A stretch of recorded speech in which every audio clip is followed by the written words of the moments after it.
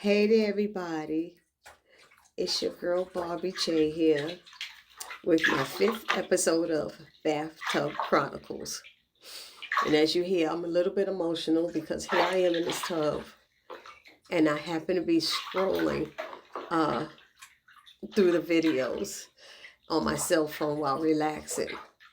Now, many of you may know, and some of you, many may not know, that I am a survivor of domestic violence. Every October, I have my purple on. Whew, I, you know, I use it as a badge of honor that I survived it and was willing to get out, ready to get out, and fought to get out. But I scrolling on my cell phone and I happen to see the video of Diddy beating and kicking Cassie Ventura. Now, y'all know I don't do videos like this, with stuff like this, but I got triggered. I have to speak on it because I got triggered because this is what happened to me. It's almost what happened to me. We wasn't in a hotel, we was home, but my ex-husband punched me in my face and then dragged me on the floor when I was 7.5 months pregnant. I was pregnant when it happened to me. So I was triggered by this video and I had to speak on it because I don't know who else out there has been through that or dealt with it. But if you were able to get out, God bless you. God bless you if you were able to get out, because it's hard for some of us to get out. Now, I don't know where they found this video, how all of a sudden they got this video. We know Cassie has already, settled with him and got paid millions. And we know that statute of limitations has passed. So there's nothing else that can be done. But I just want to hear other people's opinion about this, because what kind of a low person, a staff member, the hotel who hid the video, and P. Diddy paid them $50,000 to hide this video and take it down. $50,000. I'm just like, how did they get a hold of this tape? Did the police have it? Did the police get it when they raided his LA home and the Miami home? Or did they get it from the hotel? Because from what I understand, it was CNN. And then now we can't even talk about, he can't even say this was an alleged thing because we see it. The proof is there. And it's funny because one of the things he wrote in one of his latest posts was something about time tells truth. Well, it's time, and it's the truth that's coming out. I guess surveillance will tell as well, huh? Because surveillance showed. I'm so lost with how he could do that too. How men can do this to women and stuff. She was leaving. She was getting away. She didn't want to have anything to do with it. You know what I mean? That's what it sounds like. And they said she mentioned the scene in her lawsuit before the footage was even available or seen. She had told this exact scene that happened, and he called her a liar.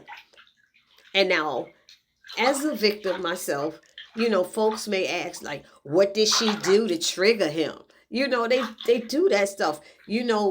What she did, I'm going to tell you what she did. I think she got her butt up and she got the courage to walk out on his abusive behind and save herself from a controlling man. And he didn't like it. And I think he felt that he was so powerful that she couldn't just walk away from him like that. Like, who do you think you are? Because some people with power feel that you can't do it. You see it on these TV shows and these movies all the time. And it's probably going on in real life as well, But that video was I'm telling you, extremely difficult for me to watch. And that's from 2016. And from what I understand, she's remarried now. And people are mad because they brought the video up now, and triggering her again. But it kind of, I don't know, maybe somebody got tired of hearing Pete Diddy put that stuff Diddy putting that stuff on his page all of a sudden, caring about women or whatever it is. They said he put something up about his the mothers of his children on his page, and then that whole thing with enough is enough. I don't have it here in front of me right now, but they said he put up something that said enough is enough. Oh, I found it. Look at that. He wrote, "Enough is enough. For the last couple of weeks, I I have sat silently and watched people try to assassinate my character, destroy my reputation and my legacy. Sickening allegations have been made against me by individuals looking for a quick payday." Now, I don't know if he's talking about Cassie or whoever else, but he goes on to say, "Let me be absolutely clear. I did not do any of the awful things being alleged." That's a lie. "I will fight for my name, my family, and for the truth." Sean Pitt Diddy Combs. So, as we see, that was a truth. And folks will ask, what did she do to trigger his reaction towards her? See, always blaming the victim. But I'll tell you what she did. She got up and walked away. She said, "Enough is enough. I'm tired of being controlled and abused by this man." And Diddy didn't like that. And folks who, doubted her story, I bet you they're now realizing the truth. And I guarantee they won't apologize for that. But they don't understand. If you've ever been abused by somebody, and it goes both ways, because some men are being abused by women. Some men are being abused by women. So it goes both ways. It's hard to come forward, and because often females are not believed in these situations. And then they look at the police and look at a man and say, "Right, she abused you." Okay, they won't believe it if a man say a woman abused them. It's just, oh, man. And I remember hearing somebody say something when this whole thing went down last year with the lawsuit with Cassie, and they said the fact that Diddy has settled so quickly should have been a red flag to us all, that she was telling the truth. And I was like, I always try to give people the benefit of the doubt. I try not to judge at all. I try not to judge. But this, after seeing that, and going back to when my ex-husband dragged me across the floor pregnant, I will never, ever forget that. Ever. You could try to forgive. You could forgive. But that ain't something you can forget. I can tell you that much right now. I had to fight to get out. I actually had to stab my husband to get out. So I didn't tell y'all that before, but I'm saying it now. That's what I had to do. And I just want to add this little takeaway. It's always good to forgive. That helps you as well as the victim, but it's mostly for you when you forgive. But never forget what was done to you. Stay alert. Keep your senses sharp, because if you ever get into the situation again, you will be aware that you see the signs. When you see those warning signs, those red flags, those signals, make sure you go run and save yourself. So my takeaway from all of this is, if you know someone who's being abused or have been abused, or maybe someone who even escaped being abused, if they need to talk about it to you, allow them to talk about it. Show them some compassion, show them some empathy, show them sympathy, and just listen. Listen, hold them in your arms if that's what they need. Be there for them. Let them cry. Let them cry on your shoulder. But what you don't do is judge them. Don't judge the person who's been hurt and say, "Why didn't you leave before? Why didn't you get out? Why'd you stay?" It's hard to leave. If you are not working and don't have a job or something, or you got little kids with this man or something, there are so many reasons why women don't leave. And they feel they can't leave because they might not have a support system or people in their lives who they can run to their house and help them hide and help them get on their feet and get a job and get back out in the workplace. Or the fact that this man has power. He could be a police officer. You've heard stories all the time how some police officers that have done stuff like this to their wife, but the police chief, they don't believe it because he's a decorated officer or something like that. They could be a powerful CEO. They could be somebody with connections. The mob. Who knows? You know what I mean? A gang.